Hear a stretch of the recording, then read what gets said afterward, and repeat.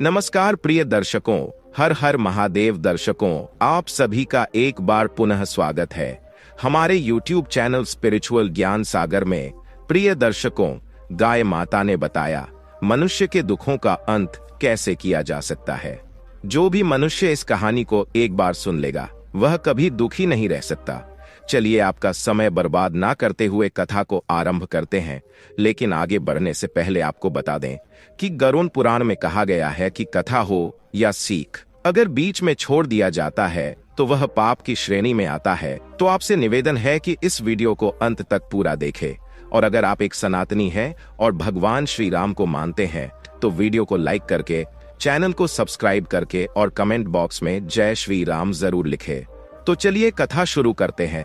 प्रिय दर्शकों, आपसे निवेदन है कि इस कहानी का एक एक शब्द ध्यान से सुनना। यह महत्वपूर्ण कहानी हमारे जीवन में बहुत काम आ सकती है। प्रिय दर्शकों, चलिए शुरू करते हैं। आज की यह एक प्राचीन कथा है जो गंगा मैया के पवित्र तट पर घटित हुई थी।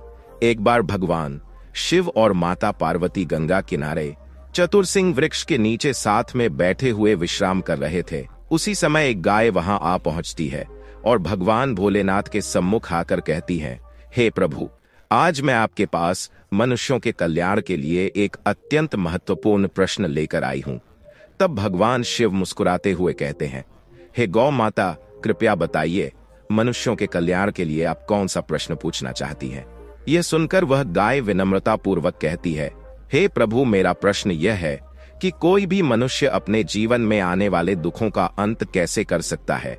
फिर वह गाय भगवान से अनुरोध करती है, हे प्रभु, इस प्रश्न का सही और संतोषजनक उत्तर आपसे बेहतर कोई नहीं दे सकता।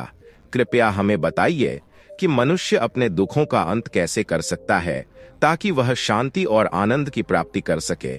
फिर भगवान भोलेनाथ ने मुस्कुराते हुए कहा, हे गौ माता, आज मैं आपको एक पावन कथा सुनाने जा रहा हूं। कृपया इसे मन लगाकर और ध्यानपूर्वक सुनिए। प्रिय दर्शकों, यदि आप भी यह कहानी सुन रहे हैं तो निवेदन है कि इसे अंत तक सुने और बीच में छोड़कर जाने की भूल ना करें, क्योंकि इस दिव्य कथा को संपूर्ण रूप से सुनने से मनचाहा फल प्राप्त होता है। अतः अगर आप सच्चे शिव भक्त हैं तो भोलेनाथ का आदर करें और इस कथा को पूरी श्रद्धा के साथ सुने। इसके बाद भगवान भोलेनाथ ने गौ माता को कथा सुनाते हुए कहा, हे गाय, बहुत समय पहले एक शोभापुर नाम का नगर था और उस नगर पर राम सिंह नाम का एक शक्तिशाली राजा राज्य करता था।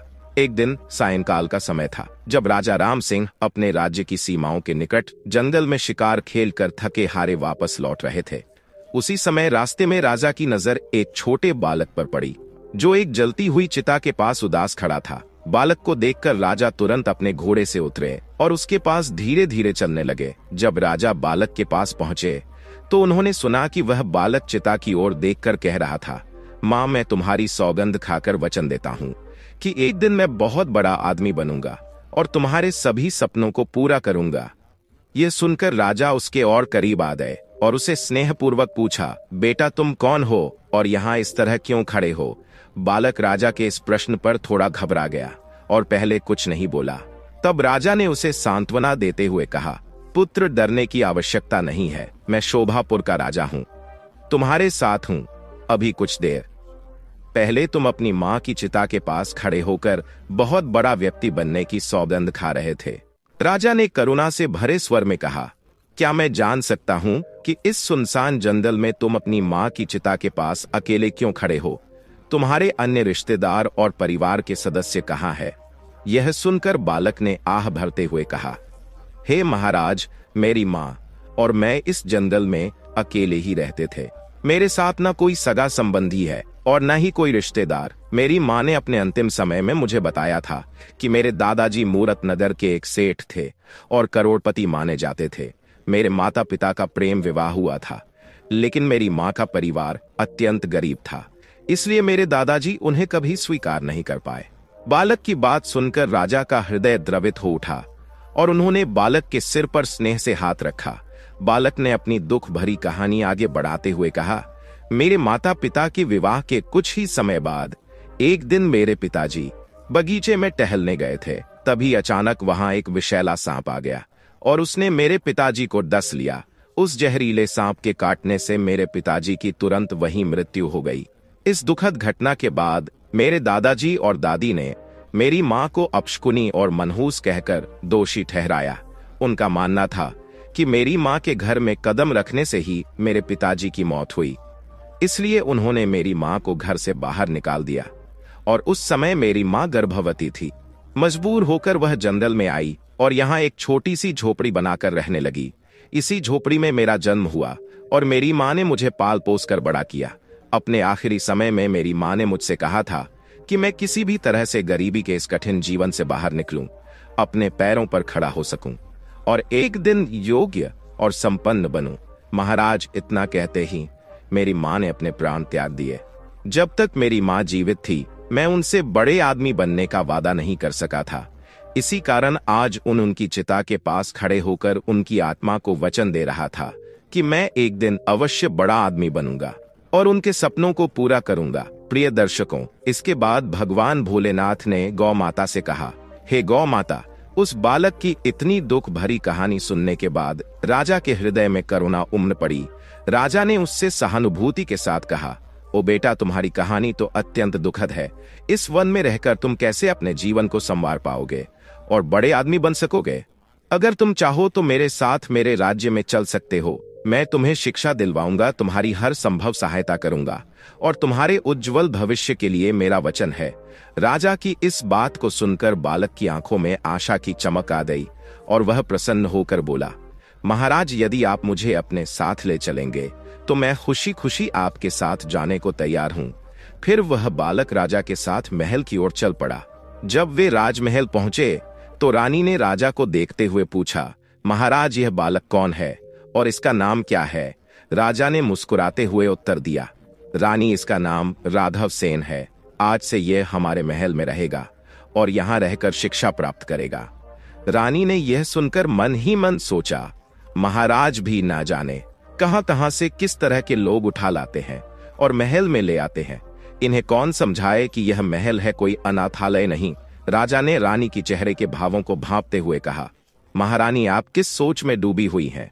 रानी ने थोड़ा संभलते हुए उत्तर दिया, कुछ नहीं महाराज, आप जैसा उचित समझे। राजा ने गहरी सांस लेते हुए कहा, महारानी, आज से राघव सेन तुम्हारी छत्र छाया में पलेगा। जिस प्रकार तुम हमारे राजकुमार और राजकुमारी का ध्यान रखती हो, ठीक उसी तरह अब तुम्हें इसका भी ध्यान रखना होगा।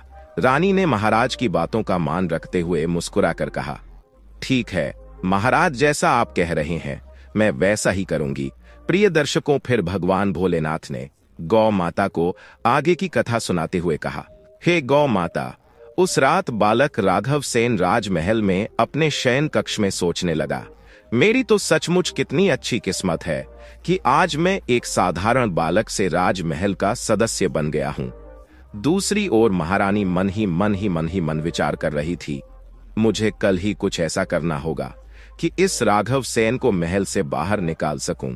अगले दिन जब राजकुमार को भोजन के लिए बुलाया गया तो राजकुमार और राजकुमारी के लिए सोने की थालियों में खाना परोसा गया, जबकि राघव सेन के सामने एक पत्तल पर भोजन रखा गया। यह देखकर राघव सेन की आंखों में हल्की नाराजगी झलक उठी और उसने कहा, मैं पत्तल पर खाना नहीं खाऊंगा। रानी ने उसकी बात पर तंज भरे लहजे में पूछा, क्या तुम पत्तल पर भोजन नहीं कर सकते? राघव सेन ने संयमित स्वर में उत्तर दिया, महारानी, मैं पत्तल पर खाना खा सकता हूं, लेकिन यह भेदभाव मुझे पसंद नहीं आया।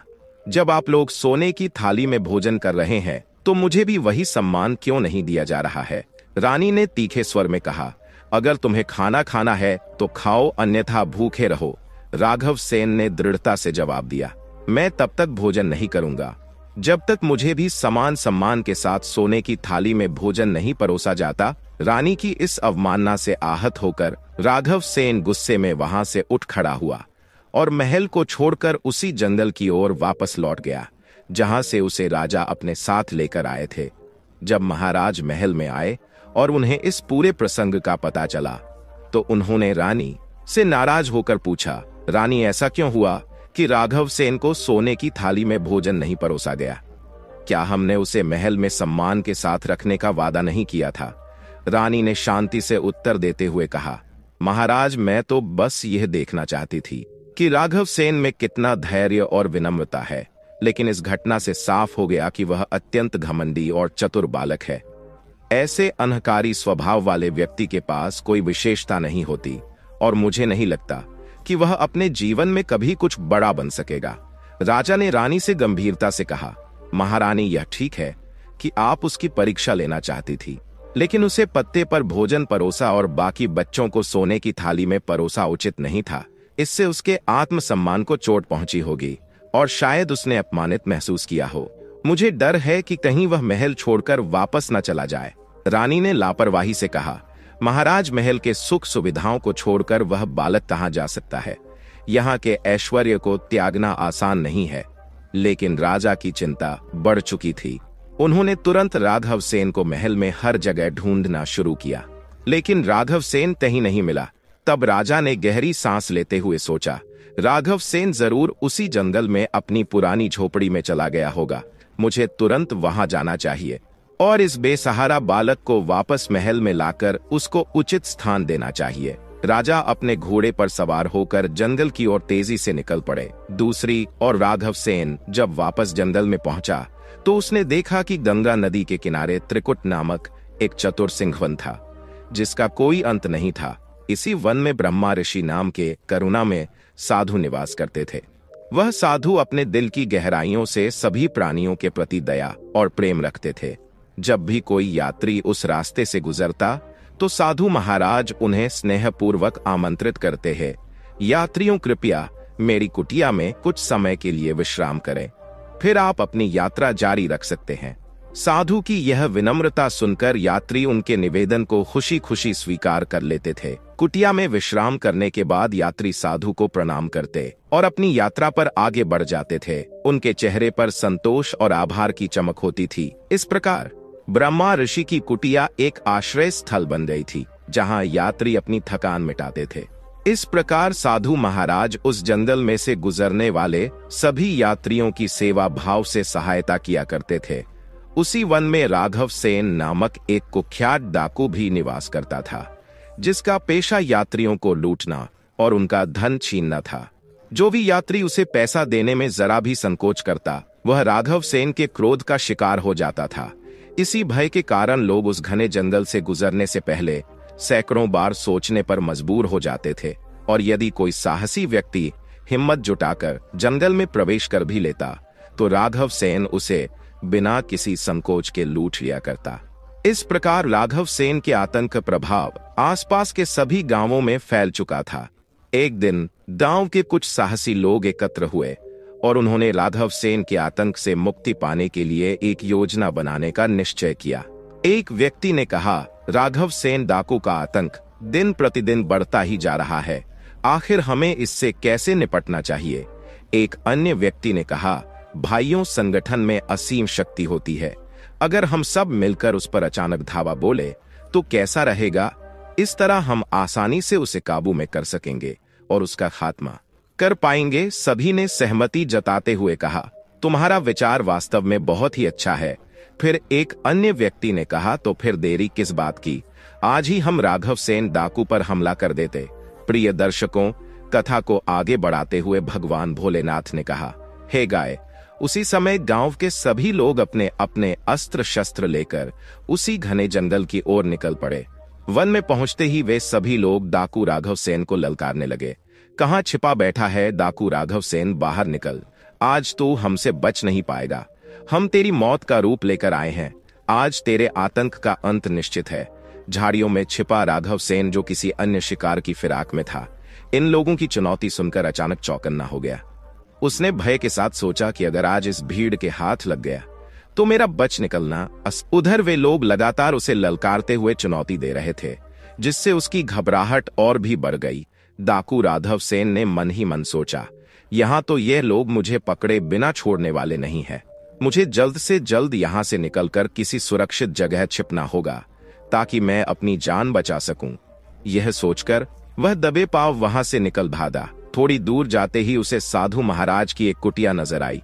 उसने सोचा, मुझे इस कुटिया में जाकर शरण लेनी चाहिए, शायद यहाँ मैं सुरक्षित रह सकूं। कुटिया के पास पहुंचते ही वह भारी सांसें लेते हुए हांफने लगा।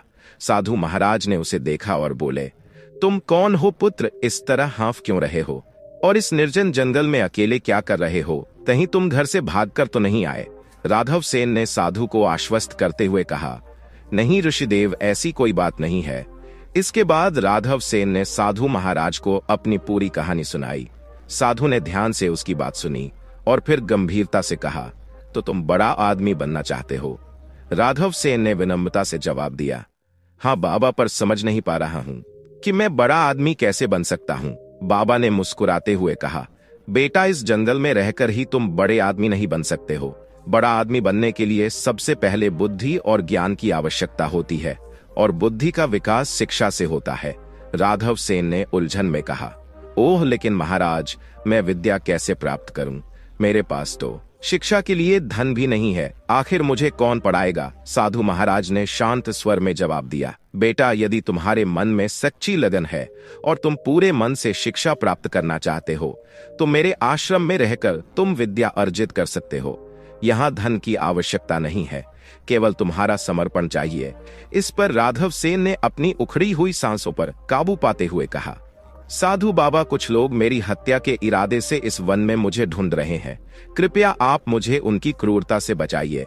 साधु बाबा ने शांत स्वर में कहा, बेटा, तुम जल्दी से कुटिया के अंदर जाकर छिप जाओ। राघव सेन ने तुरंत बाबा की बात मानी और बिना एक शब्द कहे कुटिया के भीतर जाकर छिप गया। उसी समय राघव सेन की तलाश में एक बड़ी भीड़ कुटिया के पास आ पहुंची। लोगों ने साधु महात्मा से विनम्रता से पूछा, बाबा, क्या आपने यहाँ से किसी आदमी को गुजरते हुए देखा है? साधु बाबा ने धीरे से कहा, आप किस व्यक्ति की बात कर रहे हैं पुत्र? उन सभी ने एक स्वर में जवाब दिया, साधु महात्मा, हम कुख्यात डाकू राघव सेन की बात कर रहे हैं। उसने इस क्षेत्र के मासूम और निहत्थे लोगों को लूट लूट कर बहुत परेशान किया है। वह गरीबों से धन छीनकर अपना खजाना भरता है और मौका मिलने पर निर्दोषों की हत्या करने से भी नहीं चूकता। आज हम उसके अत्याचार का अंत करने आए हैं ताकि हमारे गांवों में शांति लौट सके। साधु बाबा ने गंभीरता से कहा, तुम लोग राघव सेन को मारने आए हो? अरे, वह तो पहले ही गंगा नदी में डूबकर मर चुका है। यह सुनकर भीड़ आश्चर्य से भर गई और बोली, साधु बाबा, आप क्या कह रहे हैं? क्या सच में राघव सेन डाकू मर चुका है? बाबा ने शांत स्वर में कहा, हाँ भाइयों, मेरी बात पर विश्वास करो। वह अब इस दुनिया में नहीं है। अब तुम सब निश्चिंत होकर अपने अपने घर लौट जाओ। कुटिया के अंदर छिपा राघव सेन खिड़की से बाहर यह दृश्य देख रहा था। उसकी आंखों में राहत और कृतज्ञता का भाव था। वह सोच रहा था, आज साधु बाबा की करुणा और उनकी सूझबूझ ने मेरी जान बचा ली। साधु बाबा के प्रति लोगों के अटूट सम्मान के कारण सभी ने उनकी बात मान ली और वहां से लौट गए। जब लोग चले गए तो राघव सेन धीरे धीरे कुटिया से बाहर निकला और साधु बाबा के सामने सिर झुकाकर बोला, साधु बाबा, आपने उन लोगों से मेरे बारे में झूठ क्यों बोला? साधु बाबा मुस्कुराते हुए बोले, बेटा, मैंने कोई झूठ नहीं बोला, मैंने बस एक सच्चाई कही थी। तुम्हारे अंदर का डाकू तो पहले ही मर चुका था, इसलिए तुम आज डरकर मेरी शरण में आए थे।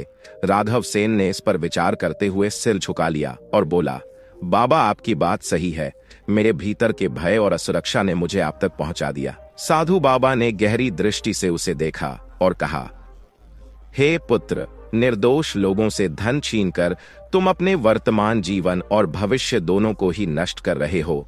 क्या इतनी लूटपाट और हिंसा के बाद भी तुम्हें अपने मन में शांति का एहसास होता है?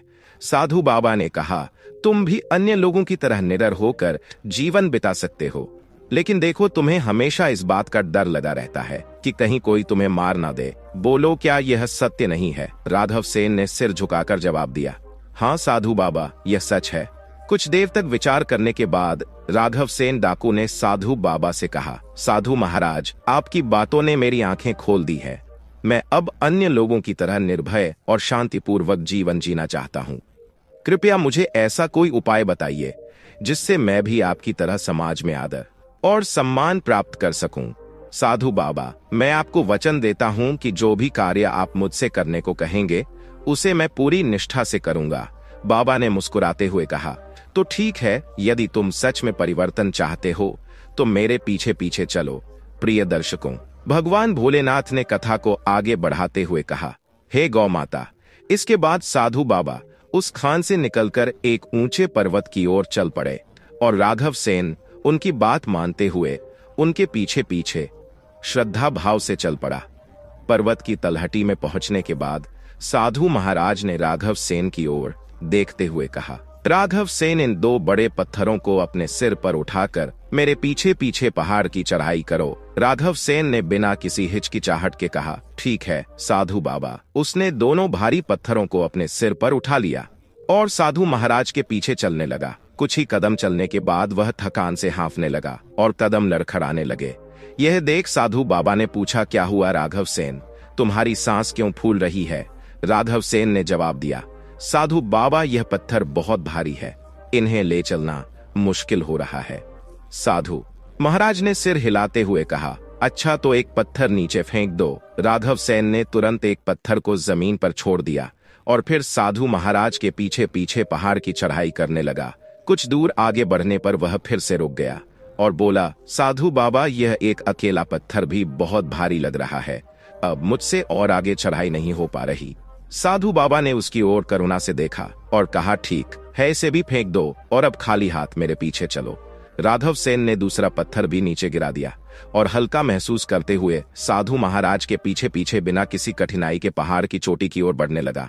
अंततः चोटी पर पहुंचकर उसने गहरी सांस लेते हुए साधु महाराज से पूछा, साधु बाबा, आप मुझे यहाँ तक क्यों लाए हो? तब साधु बाबा ने कहा, देखो, तुम्हारे सिर पर अब तक लूटपाट और हत्याओं के 2 भारी पत्थरों का बोझ था।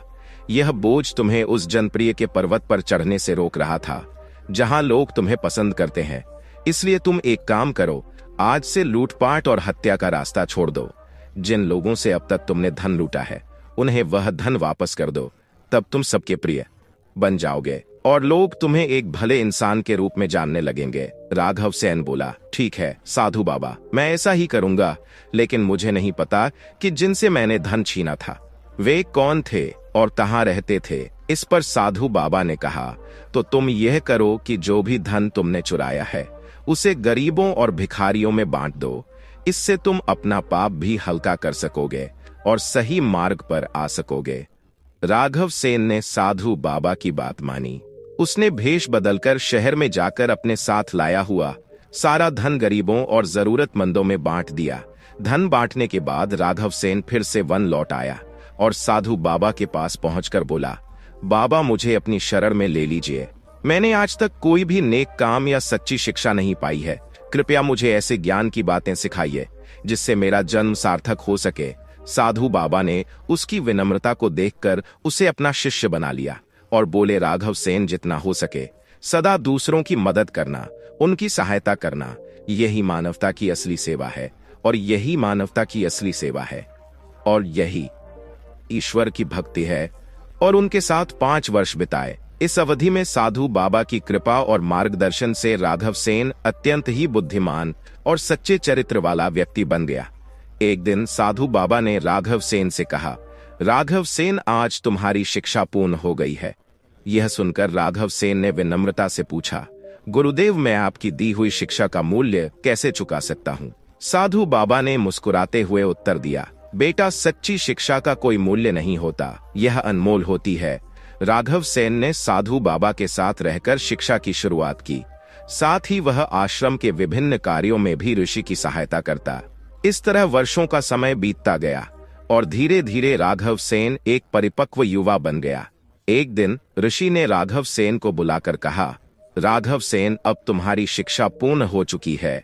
मुझे तुम पर गर्व है क्योंकि तुम मेरे सबसे योग्य और समझदार शिष्य हो। मेरी आशीर्वाद तुम्हारे साथ है कि अपनी बुद्धि का सही उपयोग कर तुम किसी भी कठिनाई का सामना कर सकोगे और सफलता प्राप्त करोगे। आज तुम एक आदर्श पुरुष में बदल चुके हो। राघव सेन ने विनम्रता से कहा, गुरुदेव, अब मुझे क्या करना चाहिए? साधु बाबा ने गंभीर स्वर में कहा, राघव सेन, अब तुम एक युवा और परिपक्व व्यक्ति हो गए हो। तुम्हारे सामने पूरा जीवन पड़ा है, इसलिए अब तुम्हें अपने जीवन यापन के लिए कोई कार्य करना होगा और अपने जीवन को सही दिशा में आगे बढ़ाना होगा।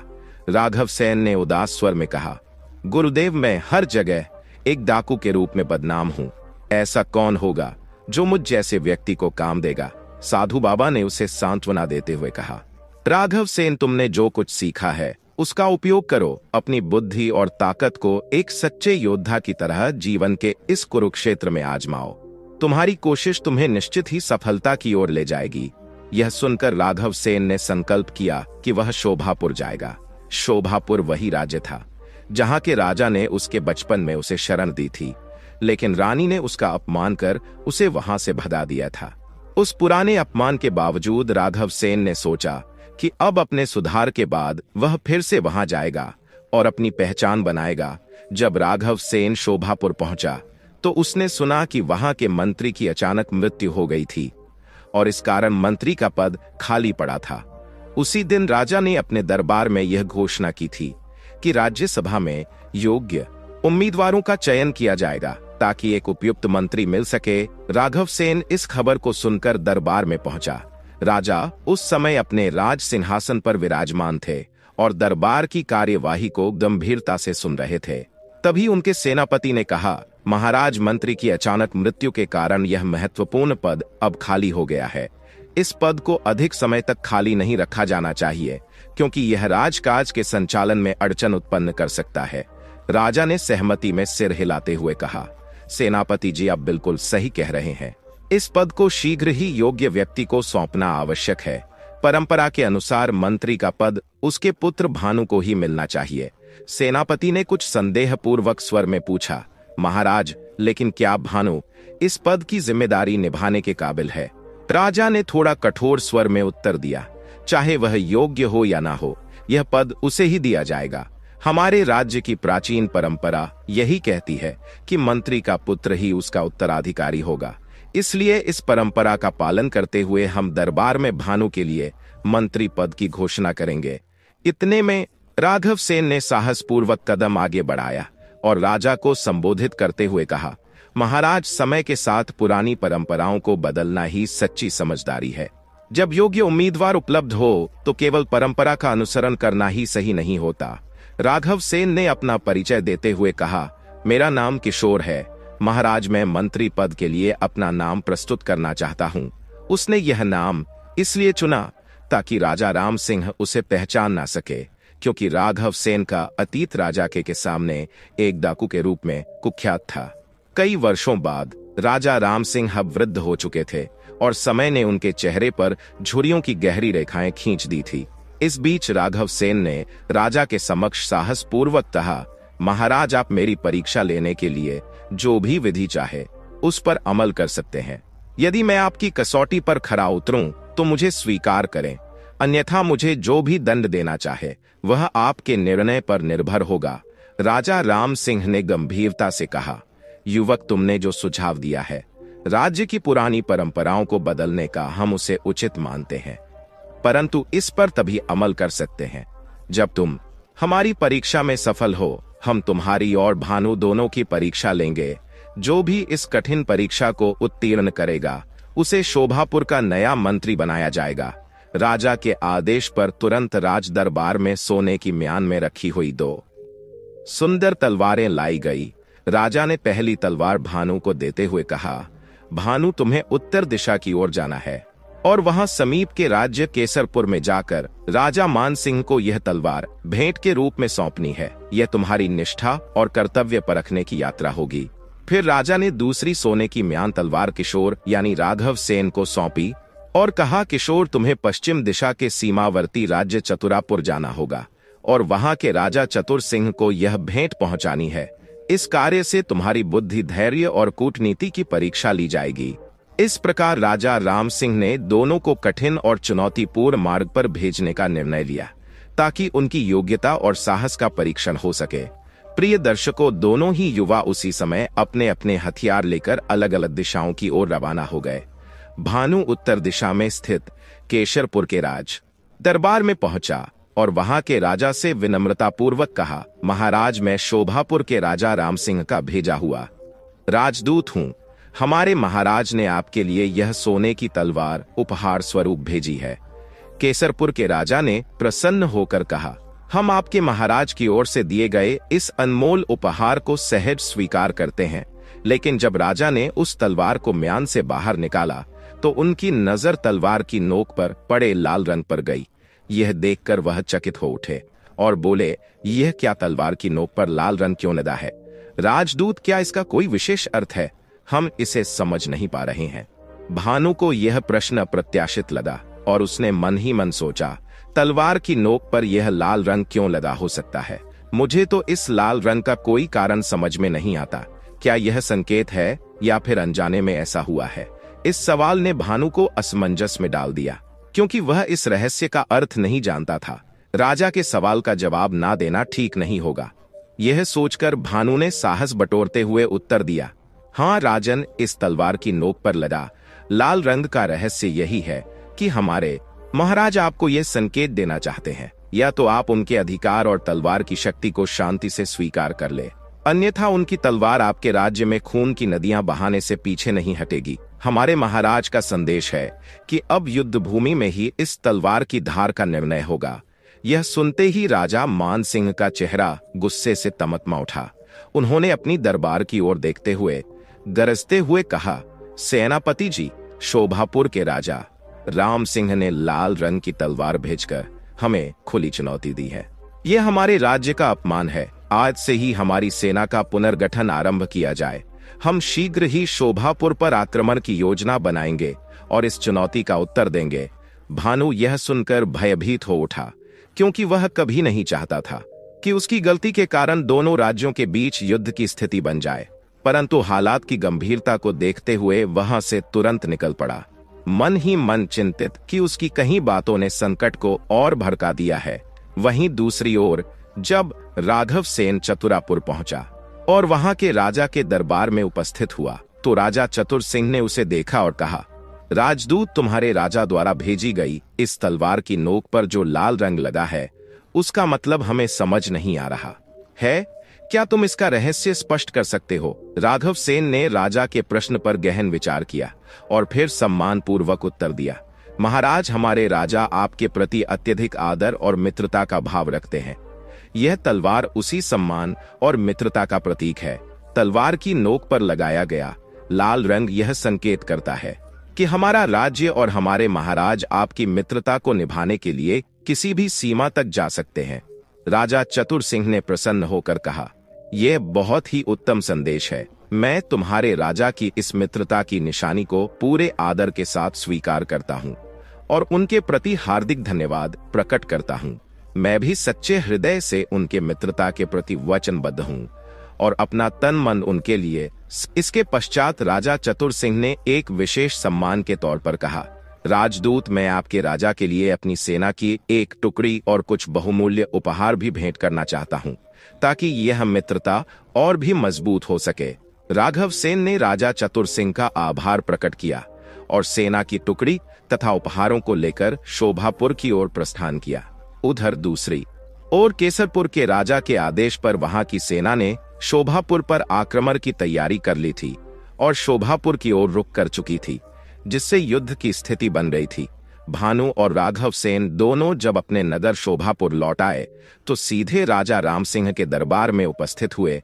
राजा ने भानु को देखा और गंभीर स्वर में पूछा, भानु, बताओ, केसरपुर के राजा ने तुमसे क्या कहा?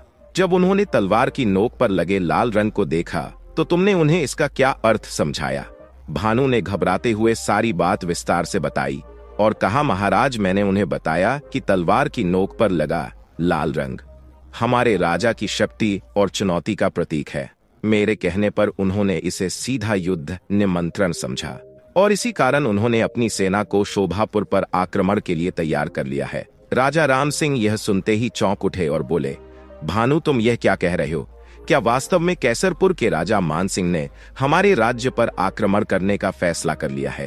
भानु ने सिर झुकाकर जवाब दिया, जी हाँ महाराज, उनका इरादा स्पष्ट है और वे शीघ्र ही हमारे राज्य पर हमला करने वाले हैं। उसी क्षण एक गुप्तचर दौड़ता हुआ दरबार में पहुंचा और कहा, महाराज, केसरपुर की सेना तेजी से शोभापुर की ओर बढ़ रही है। हमारे पास अपनी सेना को इस समय इतनी जल्दी संगठित करने का अवसर भी नहीं है। दरबार में इस खबर से सन्नाटा छा गया। राजा राम सिंह चिंतित हो उठे, लेकिन तभी राघव सेन ने आगे बढ़कर उन्हें धीरज बंधाते हुए कहा, महाराज, कृपया चिंता न करें। मैंने चतुरपुर के राजा द्वारा भेजी गई सेना की टुकड़ी को महल के बाहर तैयार खड़ा कर रखा है। हमारे पास यह शक्ति है और हमारे लिए यह अवसर है कि हम इस संकट का सामना करें। राघव सेन ने सुझाव दिया, महाराज सेनापति जी को आदेश दीजिए कि वे केसरपुर की सेना से मुख्य द्वार पर मुकाबला करें, जबकि मैं अपनी लाई हुई टुकड़ी के साथ केसरपुर की सेना पर पीछे से हमला करूंगा। इस दोहरी रणनीति से केसरपुर की सेना भ्रमित हो जाएगी और उनका सामना करना मुश्किल होगा। इस परिस्थिति में विजय हमारी होगी। राजा राम सिंह ने राघव सेन की सूझबूझ और हिम्मत की सराहना की और सेनापति को निर्देश देने का आदेश दिया। इस प्रकार शोभापुर ने बुद्धिमानी और साहस से इस चुनौती का सामना करने का साहस जुटाया। प्रिय दर्शकों, जैसा कि राघव सेन ने पूर्व में अनुमान लगाया था, युद्ध में शानदार विजय प्राप्त करने के बाद महाराज राम सिंह ने भानु और राघव सेन को महल में बुलाया। जब दोनों दरबार में पहुंचे तो राजा ने गंभीर स्वर में कहा, किशोर, तुम्हारी बुद्धिमत्ता और रणनीति के कारण ही हम इस युद्ध में सफलता हासिल कर सके हैं, इसलिए हम तुम्हें शोभापुर का मंत्री नियुक्त करते हैं। इस पर भानु ने तुरंत प्रतिक्रिया व्यक्त करते हुए कहा, महाराज, ये तो मेरे साथ बड़ा अन्याय है। तब महाराज ने कहा, मैंने तुम दोनों को समान भेंट देने के लिए कहा था, लेकिन तुम दोनों ने अपनी अपनी बुद्धि का उपयोग करते हुए उन भेंट का अलग अलग अर्थ निकाला। किशोर, तुमने अपनी बुद्धिमानी और दूरदर्शिता से काम लिया, जबकि भानु ने केवल मूर्खता का परिचय दिया, जिसके परिणाम स्वरूप केसरपुर के राजा को हमने हमेशा के लिए अपना शत्रु बना दिया है। अब बताओ, क्या हम तुम्हें शोभापुर का मंत्री बना सकते हैं? भानु ने राजा राम सिंह की बातों को गंभीरता से सुना, लेकिन भानु इस समय राजा को कोई उत्तर नहीं दे सका। उसने सिर झुकाए रखा और चुपचाप दरबार से बाहर निकल गया। उसे अपनी असफलता का एहसास हो गया था। फिर राजा ने स्पष्टता से घोषणा की, हम राघव सेन, जिसे किशोर भी कहा जाता है, किशोर को शोभापुर नगर का नया मंत्री नियुक्त करते हैं। यह हमारे लिए गर्व का क्षण है।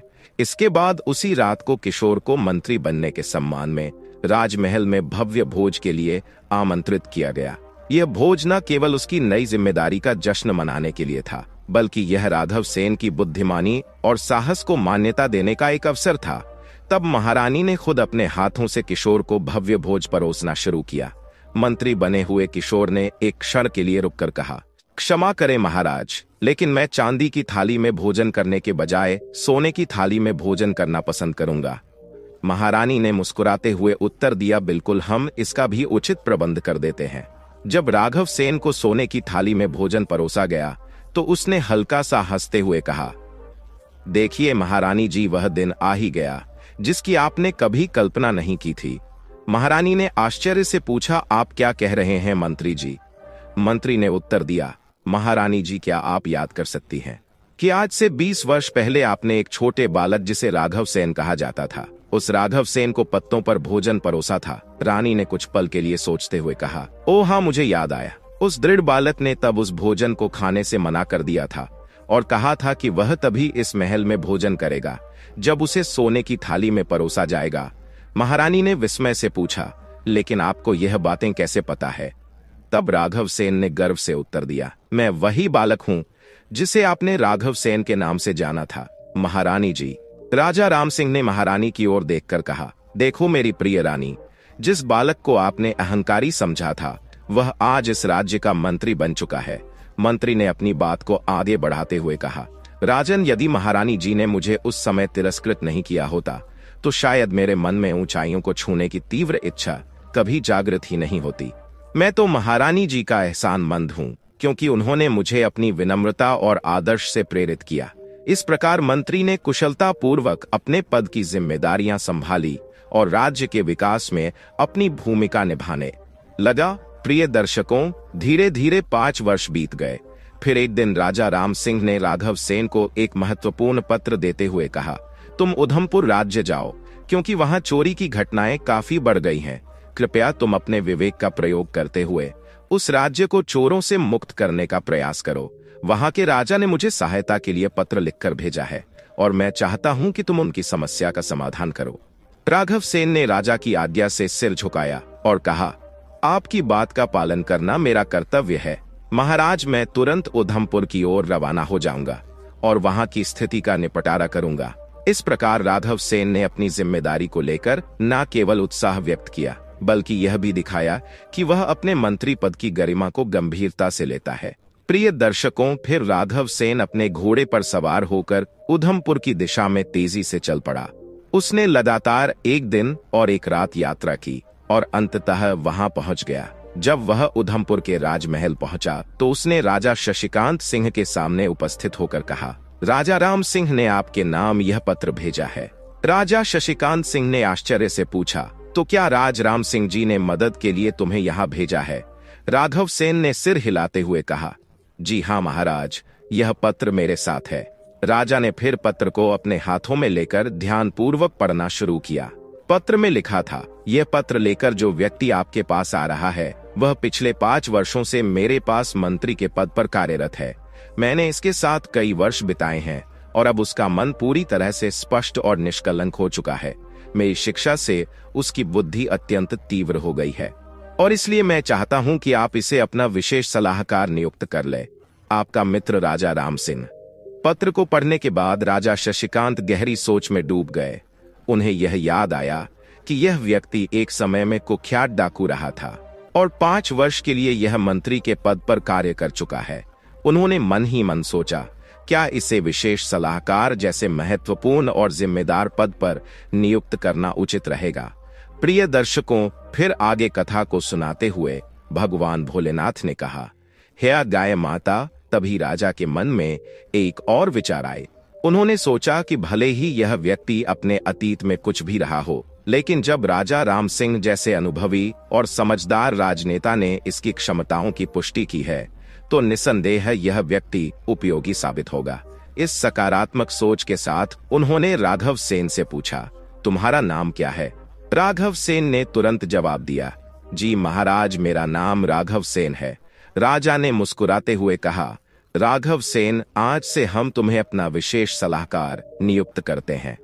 राघव सेन ने उत्साहपूर्वक कहा, महाराज, तब तो मैं अपने आप को बड़ा ही सौभाग्यशाली महसूस करता हूँ। उस दिन राजा शशिकांत सिंह ने राघव सेन को राज दरबार में अपने साथ लाए और कहा, राघव सेन, आज से तुम यहीं पर बैठकर अपने ज्ञान और अनुभव का उपयोग करोगे। तुम्हारी सलाह हमारे राज्य के लिए अत्यंत महत्वपूर्ण होगी। इस तरह राघव सेन ने एक नई भूमिका में प्रवेश किया और राजा ने उसे अपने दरबार में सम्मानित किया। इसके बाद राघव सेन ने अभी अपना स्थान ग्रहण किया ही था कि अचानक ही कुछ लोग अपनी शिकायतें लेकर राज दरबार में उपस्थित हो गए। उनमें 3 पुरुष और 1 वृद्ध महिला शामिल थी। एक पुरुष ने आगे बढ़ते हुए महाराज से विनम्रता से कहा, महाराज, इस बूढ़ी महिला ने हमारा सारा धन हड़प लिया है। कृपया हमें न्याय प्रदान करें और हमारा धन वापस दिलाने में सहायता करें। राजा ने गंभीरता से कहा, पहले हमें सभी विवरण सुनाओ ताकि हम इस मामले में कोई उचित निर्णय ले सके। तब उस वृद्ध महिला ने साहस जुटाते हुए कहा, महाराज, यह तीनों लोग झूठ बोल रहे हैं। मैं आपको सच सच पूरी कहानी सुनाती हूँ। इसके बाद वृद्ध महिला ने अपनी कहानी सुनाना शुरू किया। उसने कहा, महाराज, यह 4 व्यापारी आपके राज्य में व्यापार करने आए थे और यहाँ आकर उन्होंने भारी मुनाफा कमाया, जिससे उनके पास काफी धन इकट्ठा हो गया। वृद्ध महिला ने आगे बताया, एक दिन यह चारों लोग अपना संपूर्ण धन लेकर मेरे पास आए और बोले, बुढ़िया माँ, हम इस राज्य में नए हैं और हमारे पास काफी धन है, कृपया हमारे धन की रक्षा करो। मैंने इनसे पूछा, मैं तुम्हारे धन की रक्षा कैसे करूं? तो उन्होंने कहा, हम तुम्हारे घर के आंगन में अपना धन गाड़ देंगे। जिस दिन हम सब एक साथ आकर अपना धन मांगेंगे उस दिन तुम हमें वह धन वापस कर देना, लेकिन अगर हम में से कोई एक व्यक्ति अकेला आकर धन मांगे तो उसे मत देना। यह तो बहुत सरल है, लेकिन मेरे लिए क्या लाभ है? इस पर उन व्यापारियों ने जवाब दिया, बूढ़ी माँ, इसके बदले में हम तुम्हें भी कुछ धन देंगे। यह सुनकर बूढ़ी माँ ने कहा, मुझे तुम्हारी यह बात मंजूर है। फिर उन चारों ने मिलकर घर के आंगन में एक गड्ढा खुदवाया और अपने धन को वहीं पर गाड़ दिया। इसके बाद उन्होंने कहा, बूढ़ी माँ, हम हर शाम को यहाँ भोजन करने आया करेंगे। बूढ़ी माँ ने सहमति देते हुए कहा, ठीक है। फिर वे बड़े उत्साह से हर शाम को भोजन करने आते और बुढ़िया से पूछते, हमारा सारा धन सुरक्षित तो है ना? इस पर बुढ़िया विश्वास के साथ जवाब देती, हाँ बेटा, तुम्हारा धन पूरी तरह सुरक्षित है। एक दिन जब उन चारों व्यापारियों ने खजाने के स्थान को खोदा तो वहां पर धन बिल्कुल वैसा ही था जैसा उन्होंने पहले छोड़ा था। इस दृश्य को देखकर अब उन्हें उस वृद्ध महिला की ईमानदारी पर कोई संदेह नहीं रह गया। उसकी ईमानदारी से अत्यंत प्रसन्न होकर उन्होंने उसे 5 स्वर्ण मुद्राएं दी और कहा, बूढ़ी माँ, यह मुद्राएं रख लो, यह तुम्हारे लिए बहुत काम आएंगी। बुढ़िया ने खुशी से कहा, जुग जुग जियो मेरे प्यारे बेटों। लेकिन उन चारों में से एक व्यापारी के मन में लालच जाग उठी। उसने सोचा, अगर मैं इस बूढ़ी माँ को धोखा देकर सारा धन हड़प लूं, तो मेरी जिंदगी बिना किसी मेहनत के आराम से गुजरेगी। एक दिन जब वे चारों व्यापारी घर के बाहर एक पेड़ के नीचे बैठकर आराम कर रहे थे, तभी उनमें से एक ने दूसरे से कहा, तुम बूढ़ी माँ से जाकर कह दो कि वह जल्दी से खाना बना दे, मुझे बहुत भूख लग रही है। दूसरे ने कहा, ठीक है, मैं अभी जाता हूँ। और वह तेजी से घर की ओर चल पड़ा। उसकी योजना थी कि वह बूढ़ी माँ को किसी तरह व्यस्त करके खुद खजाने को अपने हाथ में ले लेगा। उसकी आंखों में लालच की चमक थी और उसके मन में धोखे की एक नई रणनीति तैयार हो रही थी। वह सोच रहा था कि यह सबसे उत्तम अवसर है जब उसके साथी बाहर व्यस्त है और वह अकेले ही उस धन को हड़प सकता है। घर के अंदर पहुंचकर उसने वृद्ध महिला से कहा, बूढ़ी माँ, हमें इस समय पूरे धन की आवश्यकता है। मेरे साथियों ने धन लाने के लिए मुझे भेजा है। बूढ़ी माँ ने थोड़ी चिंता जताते हुए पूछा, तुम्हें सारे धन की एक साथ इस वक्त क्या इतनी आवश्यकता पड़ गई? फिर उसने उत्तर दिया, हे बूढ़ी माँ, यदि तुम्हें मेरी बात पर यकीन नहीं हो रहा तो तुम बाहर जाकर मेरे साथियों से पूछ लो। इस पर वृद्ध महिला ने सोचा कि शायद यह सच हो, इसलिए वह घर के बाहर आई और वहां बैठकर आराम कर रहे व्यापारियों से बोली, क्या तुमने जयंत से जो कहा है वह सही है? सभी ने एक साथ कहा, हाँ बूढ़ी माँ, यह सच है, लेकिन कृपया जल्दी करो। फिर बूढ़ी माँ घर के अंदर वापस आई और बोली, तुम्हारे साथी भी तुम्हारी बात का समर्थन कर रहे हैं, इसलिए तुम गड्ढे को खोदकर अपना धन ले जा सकते हो। वह व्यक्ति मन ही मन में सोच रहा था, मेरी यह चाल पूरी तरह से सफल हो गई। अब मैं आसानी से उस धन को अपने कब्जे में ले लूंगा। उसकी आंखों में धूर्तता की चमक थी और उसे विश्वास था कि उसका यह धोखा सफल होगा। वह व्यक्ति तेजी से खड्डा खोदने में लग गया। अपनी मेहनत और उत्साह से उसने बड़ी फुर्ती से पूरा खड्डा खोद लिया और धन से भरे 2 थैले निकालकर बाहर रख दिए। फिर उसने वृद्ध महिला से कहा, बूढ़ी माँ, क्या तुम जरा एक लोटा पानी ला सकती हो? मुझे बेहद प्यास लग रही है। बूढ़ी महिला ने मुस्कुराती हुए कहा, अभी लाई बेटा। यह कहकर वह पानी लेने के लिए चली गई। इस बीच पलक झपकते ही वह व्यक्ति ने धन से भरे हुए 2 थैले उठाए और घर के पिछवाड़े में खड़े अपने घोड़े की पीठ पर लादकर वह तुरंत वहां से भाग निकला। दूसरी ओर उसके साथी जो बाहर बैठकर आराम कर रहे थे, यह सोचने लगे कि उनका मित्र इतनी देर तक क्यों नहीं लौटा। एक ने कहा, चलो अब तक तो खाना तैयार हो गया होगा, चलकर अंदर चलते हैं। वे तीनों अंदर गए और बूढ़ी माँ से पूछा, क्या खाना तैयार है? हमने तो बहुत पहले अपने मित्र को खाना बनवाने के लिए कहा था। बूढ़ी माँ ने थोड़ा हैरान होकर उत्तर दिया, उसने मुझसे कुछ नहीं कहा। वह व्यक्ति तो सारा धन लेकर तुम्हारे पास गया है। यह सुनते ही तीनों व्यापारी चौंक गए और उनके चेहरे पर चिंता की लकीरें खिंच गई। एक ने कहा, लेकिन तुमने उसे अकेले सारा धन क्यों सौंपा? उनकी आवाज में संशय और आशंका थी और वे एक दूसरे की ओर आश्चर्यचकित नजरों से देखने लगे। बूढ़ी औरत ने कहा, महाराज, मैं तो दरवाजे पर आई थी और आपने मुझसे कहा था कि जल्दी करो। व्यापारी बोले, हमने तो सिर्फ भोजन जल्दी तैयार करने के लिए कहा था। क्या तुम्हारे मित्र ने तुम्हें धोखा दिया है? फिर बूढ़ी औरत ने अपनी पूरी कहानी बताते हुए कहा, महाराज, यही है मेरी सारी कहानी। अब आप ही बताइए, इस घटना में मेरी क्या गलती है? तभी तीनों व्यापारी बोले, यह बूढ़ी औरत झूठ बोल रही है। इसे जरूर पता है कि हमारा मित्र हमारा धन लेकर कहां भागा है। महाराज, कृपा कर हम पर दया करें और हमारा सारा धन वापस दिलवाने में मदद करें। राजा सोच में पड़ गए और मन ही मन विचार करने लगे, यह तो एक अनोखा मामला है, इनका विवाद कैसे सुलझाऊं?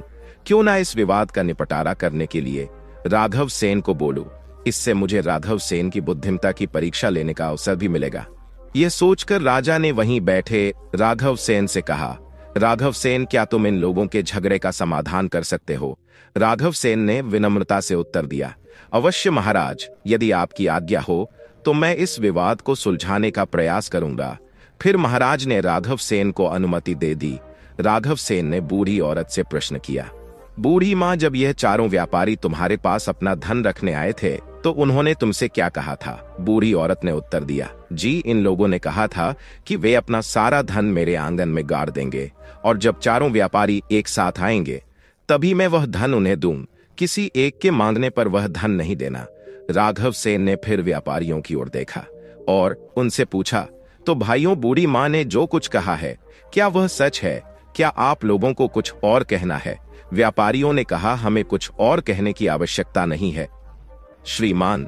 बूढ़ी माँ ने जो कुछ आपको बताया है वह बिल्कुल सच है, परंतु इन्होंने हमारी अनुमति के बिना ही हमारे चौथे साथी को सारा धन सौंप दिया। यही हमारी शिकायत है। तब राघव सेन ने स्पष्टता से पूछा, तो आप लोगों ने बूढ़ी माँ से यही कहा था कि जब तक चारों एक साथ आकर मांगे नहीं तब तक धन मत देना?